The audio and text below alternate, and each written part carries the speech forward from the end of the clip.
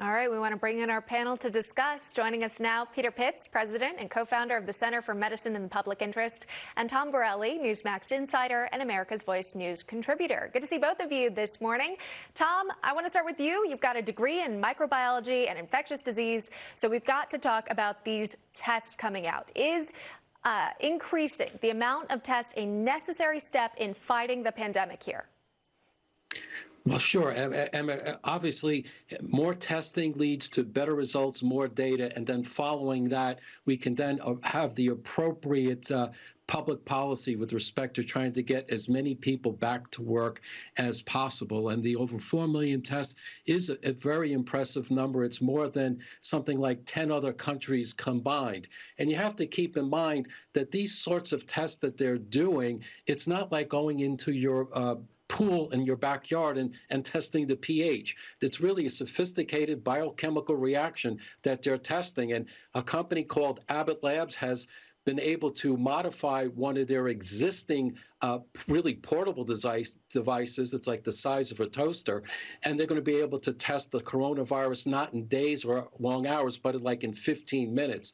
So this is going to be really important data as we go on. But keep in mind, the test we're talking about is just to determine if you have the disease now. It doesn't tell you, did you have it and beat it, or again, you can go out and get it. It's important data, but we need more data like antibody tests going forward. Right. Peter, I want to bring you in here. Let's talk about those antibody tests. Of course, that would show whether or not you've been exposed to COVID-19 and had it or not. Some people are saying that might be necessary to test in order to get people back to work to make sure everyone's safe.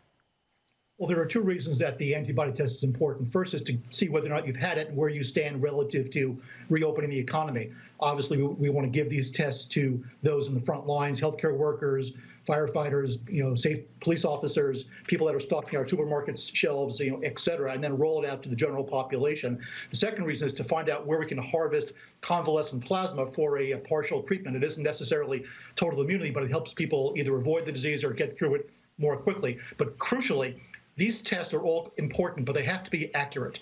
And there's a lot of news out there right now that a lot of the tests that are being promoted, some legally, some illegally, are not accurate. And a test that is not accurate actually sends us in the wrong direction, because we need more data points on the chart, and we need that data to be accurate. Tom, are you concerned about the accuracy of these tests as well?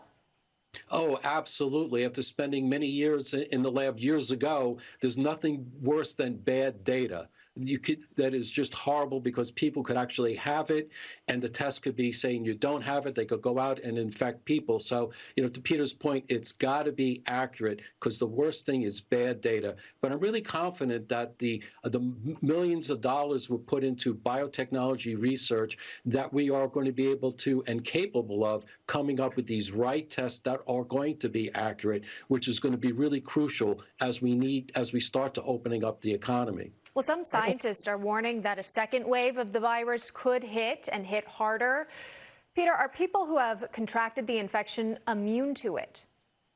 We're not sure. I mean, theoretically, once you've had a virus, you're immune. Coronavirus 19 seems to be somewhat different, but clearly it's giving people a certain degree of immunity, and that's important. So part of the data we've got to collect is reinfection rate, people that are getting infected a second time, and then how that second infection addresses the body. I think that New York, for example, is taking a bullet for a large part of the country that's standing back and watching what's happening here. But they have to recognize that the people most likely to be infected through a second wave are not the people in New York and San Francisco and where the disease has been harshest initially. It'll be the places where it's been absent. So caution is extremely important.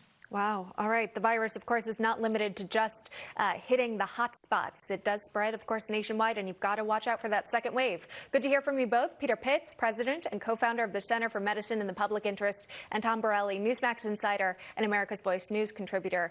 Thanks for joining us. We'll see you on later in the show.